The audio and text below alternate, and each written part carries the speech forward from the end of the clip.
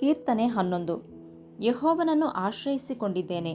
ನೀವು ದುಷ್ಟರು ಕತ್ತಲಲ್ಲಿ ಯಥಾರ್ಥ ಹೃದಯವುಳ್ಳವರನ್ನು ಕೊಲ್ಲಬೇಕೆಂದು ಬಿಲ್ಲು ಬೊಗ್ಗಿಸಿ ಹೆದೆಗೆ ಬಾಣವನ್ನು ಹೂಡಿದ್ದಾರೆ ನೋಡಿರಿ. ಪಕ್ಷಿಗಳಂತೆ ನಿಮ್ಮ ಬೆಟ್ಟಗಳಿಗೆ ಓಡಿಹೋಗಿರಿ. ಆಧಾರಗಳೇ ಕೆಡವಲ್ಪಟ್ಟ ಮೇಲೆ ನೀತಿವಂತನ ಗತಿ ಏನಾದೀತು ಎಂದು ನನಗೆ ಹೇಳುವುದೇಕೆ? ಯೆಹೋವನು ತನ್ನ ಪರಿಶುದ್ಧ ಮಂದಿರದಲ್ಲಿದ್ದಾನೆ. ಆತನು ತನ್ನ ಸಿಂಹಾಸನವನ್ನು ಪರಲೋಕದಲ್ಲಿ ಸ್ಥಾಪಿಸಿದ್ದಾನೆ. ಆತನ ಕಣ್ಣುಗಳು ಮಾನವರನ್ನು ನೋಡುತ್ತವೆ. ಆತನು ಅವರನ್ನು ಬಹು ಸೂಕ್ಷ್ಮವಾಗಿ ಪರಿಶೋಧಿಸುತ್ತಾನೆ.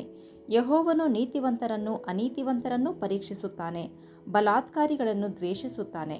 ಆತನು ದುಷ್ಟರ ಮೇಲೆ ಪಾಶಗಳನ್ನು ಸುರಿಸಲಿ, ಬೆಂಕಿ, ಗಂಧಕ, ಉರಿಗಾಳಿ ಇವುಗಳನ್ನು ಅವರ ಪಾನವಾಗ ಮಾಡಲಿ. ಯಾಕಂದರೆ ನೀತಿ ಸ್ವರೂಪನಾದ ಯೆಹೋವನು ನೀತಿಯನ್ನು ಮೆಚ್ಚುವವನಾಗಿದ್ದಾನೆ. ಸಜ್ಜನರು ಆತನ ಸಾನ್ನಿಧ್ಯದಲ್ಲಿ ಇರುವರು.